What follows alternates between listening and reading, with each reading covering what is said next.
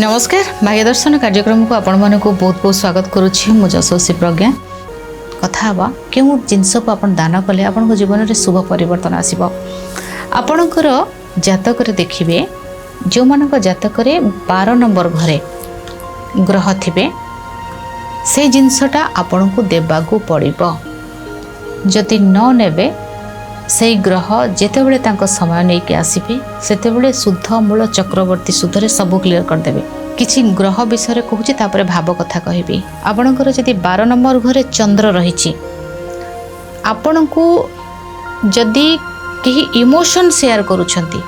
से इमोशन को केबे मजाक रे नेबे नाही इमोशन को बुझीबे एवं से इमोशन अरे तांको बुझेबा को चेष्टा करिवे तांको मन हल्का करिवे इमोशन रो कथा के कहउचंती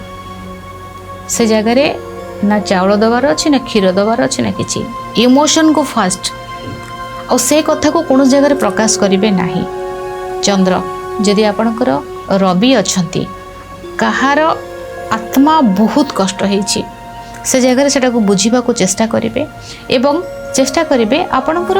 बापा को आपण सब बेले किछि ना किछि खुशीर कथा हैला आपण जॉब करना मु कहूनी उपहार देबे माने बापा को सम्मान देबे बापा कथा मानिबे एवं बापा दुख सुख साथी हेबा सहित बापा सेवा कार्य करिवे। आपणकर बुध रही 12 नंबर घरे आपणकर मुग जिनस हैला मुग डाली हैला ताकू पक्षी मानकू खाद्य रे खाइबा को देबे एवं आपणकर जो माने भणजा भाणीजी थे से सब किसी ना किसी पाठ्य पुस्तक दौथे और जदि भणजा भाणीजी नहांती आपणकर गाड़ी रे सब चॉकलेट बा बिस्किट रखि थे आपन जोठी रेड लाइट एरिया रे जोठी छोट पिला माने आछुंती तांको सब किसी ना किसी चॉकलेट बिस्किट केक किछि देबे जदि आसीबे आपणक पाखु बा देखुचंती आपण छोट पिला को देबे। बृहस्पति आपणकर 12 नंबर घरे अछंती ज्ञान बांटीबे जो ज्ञान आपण पाखे अच्छी ज्ञान बांटा सहित आपड़ जितेबले कौन धर्म स्थान को जाऊँगी सेठी आपण निश्चय भाव में जो मैंने देखिए बहुत बड़ बड़ मंदिर अच्छी आप जाऊँ सब तो जीवे ना केतले वर्षे 2 वर्ष जब जीवे जो सेवा कार्य मंदिर भीतर देखिए बहुत जन बहुत मंदिर को परिष्कार करुवे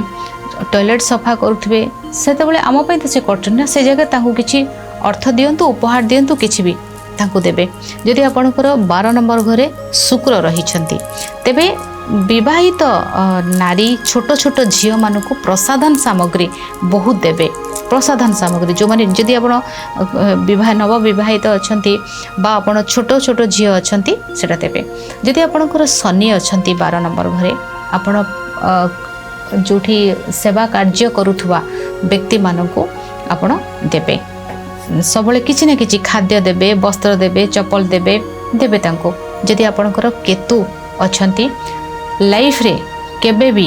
जो नारी मानकर हस्बैंड नाहांती दुनिया रे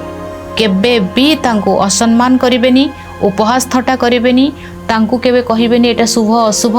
केबे नाही। जदि आपणकर 12 नंबर रे केतु अछि